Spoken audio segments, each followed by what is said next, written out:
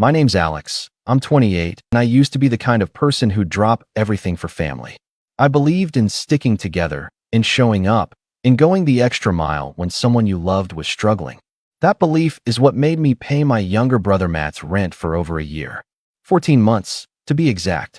And this is the story of how that loyalty got thrown in my face. How he told me I wasn't family enough to be at his wedding, and how I finally snapped. It started out like most stories involving family drama do, with good intentions. Matt's 25, and honestly, he's always been kind of the golden child. The charming one, the funny one, the oh he just hasn't found his way kind of guy. Our parents have always had this soft spot for him. Meanwhile, I've always been the responsible one. The one with the steady job, the one who never got into trouble, the one who just quietly handled things. It didn't bother me much growing up. I figured that's just how families work. You find your role, and you stick with it. About a year and a half ago, Matt called me out of the blue. His voice was shaky, his words rushed. "Bro, I'm gonna get evicted." He said, "No hello, no how are you." He'd lost his job at a bar, again, and couldn't make rent. He said he'd applied to a bunch of places, that something would come through any day now. I sighed, but I agreed to help. I didn't even hesitate. That first time, I sent him the full amount. I told him to keep his head up, that things would get better. But things didn't get better. 1 month turned into 2, then 3. Every time I asked about his job search, he had an excuse. He didn't get a call back. The manager was a fool. The hours were bad.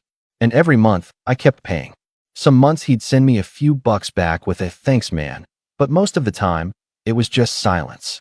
I kept track, $8.75 a month, every month, for 14 months. Over $12,000. I started noticing things, too. He never seemed to be that desperate. He'd post pictures on Instagram out drinking with his friends, at concerts, on little weekend trips with his girlfriend. When I asked about it, he'd laugh it off. "Chill, dude, I'm not blowing the rent money. Sarah paid for that trip." Or, "My buddy had free tickets." I wanted to believe him. I wanted to believe I wasn't being used. But in the pit of my stomach, a knot was forming. Then came the wedding news. He called me one night, buzzing with excitement. "Dude, I proposed to Sarah. We're getting married in the fall." "Wow, congrats," I said. And I meant it. "That's awesome. I'm happy for you guys." "Yeah, it's gonna be amazing. We're thinking of doing it at that vineyard out in Somerset. Real classy, you know?" I chuckled. "That sounds expensive." He paused. "Yeah, well, Sarah's parents are helping out a lot. And we're keeping it kind of small." Something about the way he said that stuck with me. "Wait, small like, how small?" He hesitated again. "Like, immediate family and close friends." "I'm your brother," I said, half laughing. "I better be immediate family." He got quiet. Then, in the flattest voice I've ever heard him use, he said, "We were thinking, maybe just mom and dad. We don't want too many people. Sarah's got a big family, and, we want to keep it balanced." I blinked. "You're not inviting me?" "It's not like that," he said quickly. "It's just, Sarah wants to keep it tight. No offense, man, but we haven't really been close lately." I felt like I'd been punched in the gut. "Not close. I've been paying your rent for over a year." "Yeah, and I appreciate that. But come on, Alex. You've always been kind of, I don't know. You just don't really vibe with Sarah. You're not, like, part of that side of my life." That side of his life? I sat there in silence, stunned. I couldn't even form a response. I told him I needed to think, and hung up. The days that followed were rough. I tried to tell myself he didn't mean it. That maybe he was just stressed, or Sarah was being pushy, or the guest list was tight. But deep down I knew. This wasn't about space or budgets. This was about how little he actually valued me.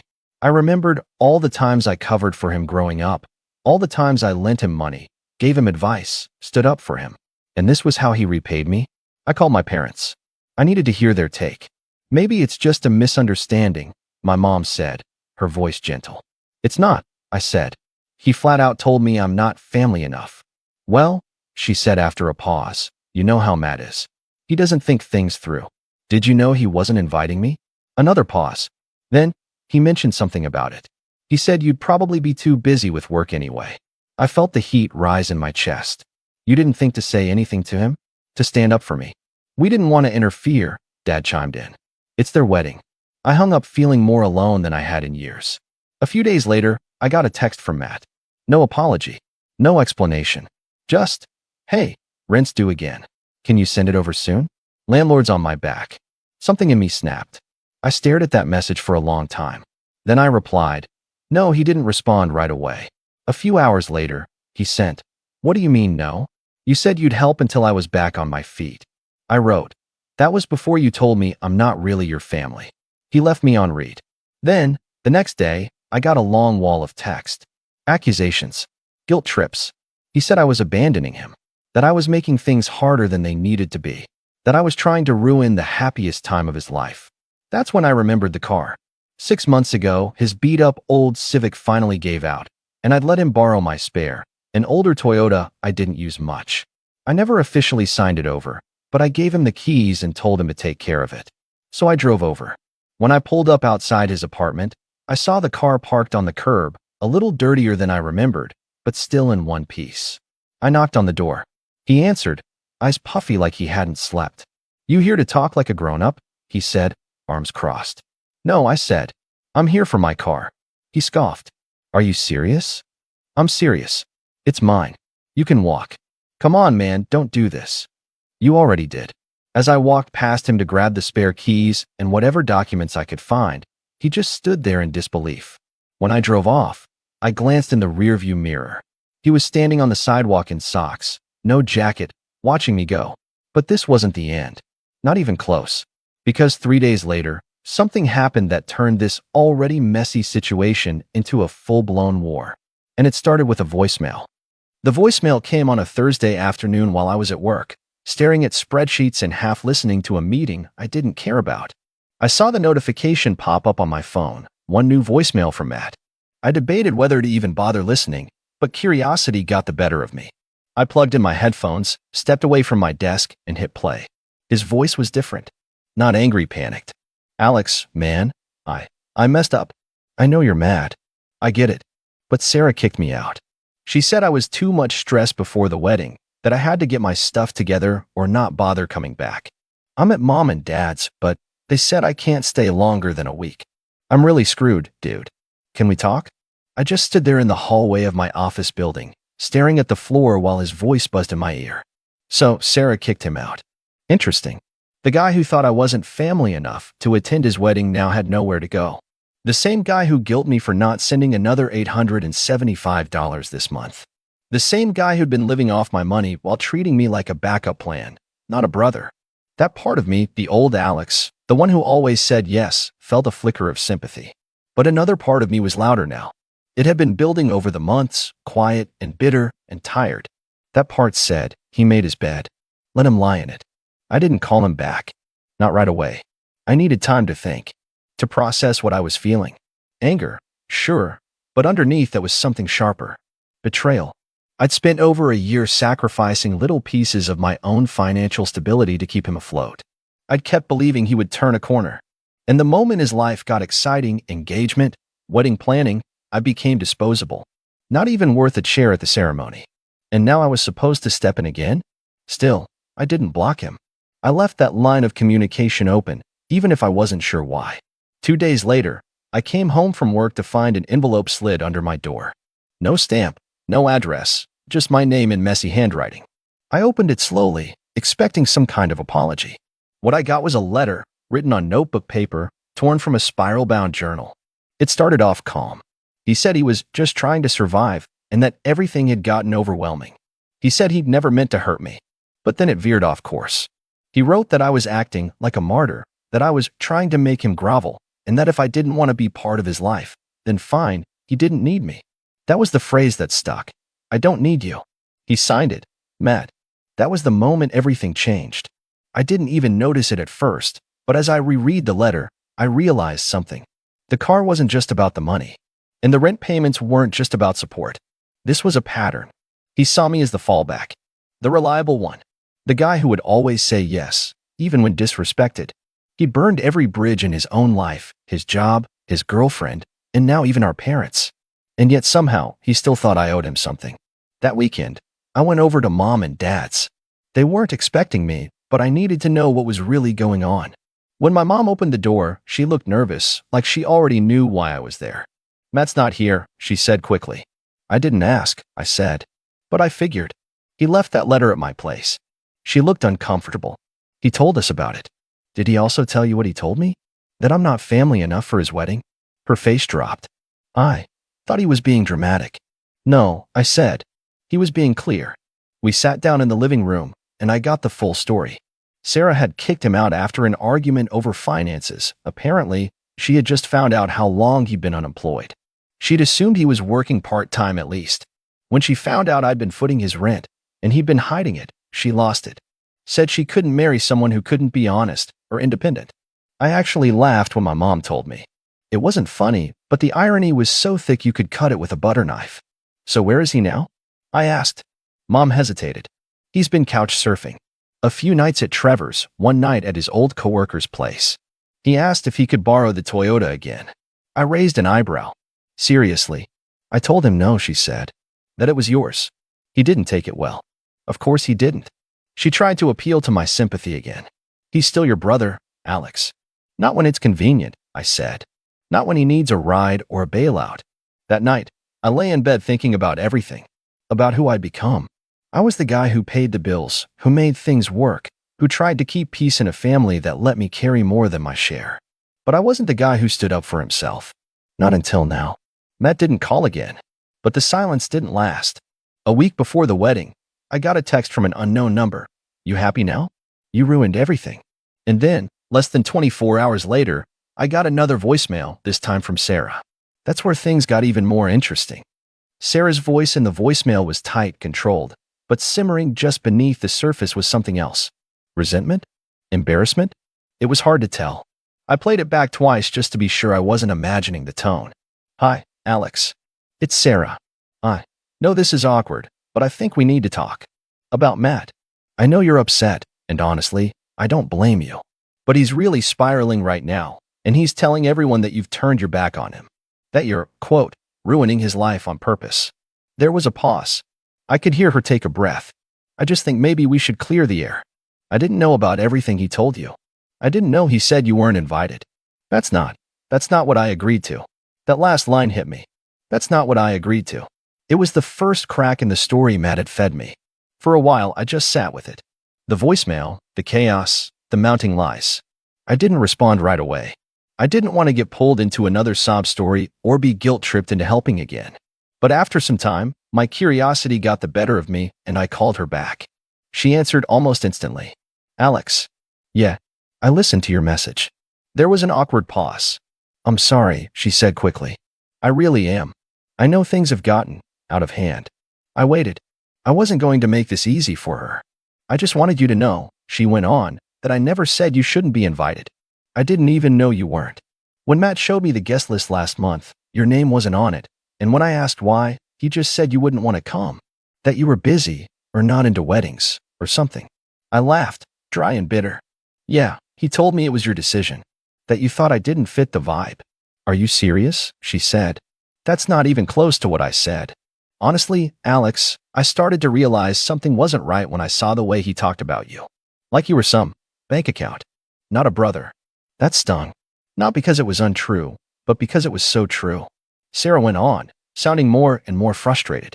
He never told me about the rent, either. Not until 2 weeks ago, when I was going through his stuff and found a bank alert about an overdue payment. I asked him what happened to the thousands I thought he was saving. That's when he told me, you had been covering everything. I thought he was going to turn things around, I said quietly. I thought he just needed time. I did too, she said. But he's been lying to both of us. The call ended on a strange, heavy note. Sarah didn't ask me to forgive him. She didn't even ask me to come to the wedding. She just wanted me to know that the version of the story Matt had been telling, how I had abandoned him, wasn't the only one out there anymore. The next few days were quiet. Unsettlingly so. Then came the rain. I'll never forget that day. It was a Saturday. The wedding was supposed to be the following weekend. I was running errands, driving back from a grocery store on the edge of town, when I passed this small strip mall with a bus stop out front. It was pouring buckets of water, thunder rolling in the distance, and I spotted a figure sitting on the curb, soaked, head down. It was Matt. At first, I didn't believe it. I actually circled the parking lot twice just to be sure. But yeah, it was him. Same jacket, same ratty sneakers, duffel bag by his feet. He looked wrecked, pale, hunched over, like the rain had been falling on him for hours.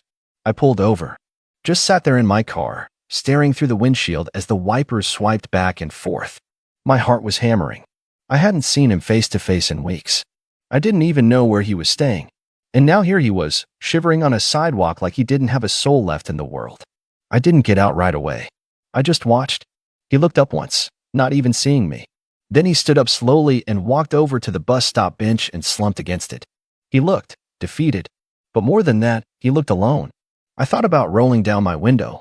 I thought about calling out to him. But then I remembered all the times he'd lied. All the times he used me like a crutch. I thought about the letter. About, I don't need you. That's when it hit me. He wasn't sorry. He was desperate. There's a difference.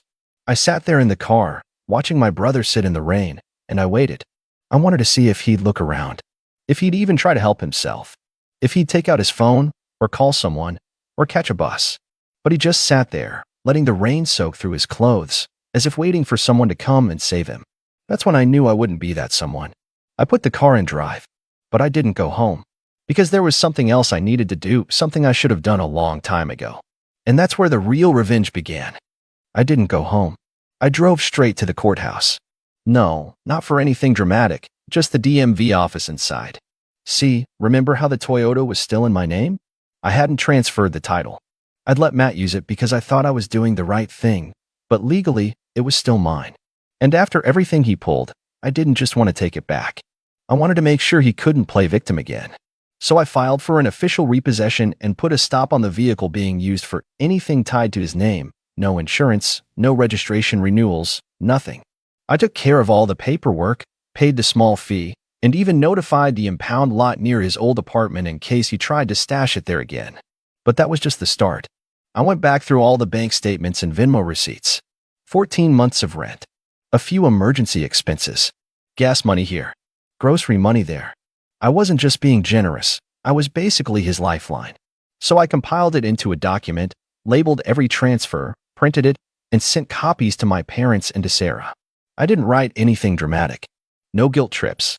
Just a simple note, in case you ever wondered what not family enough looks like.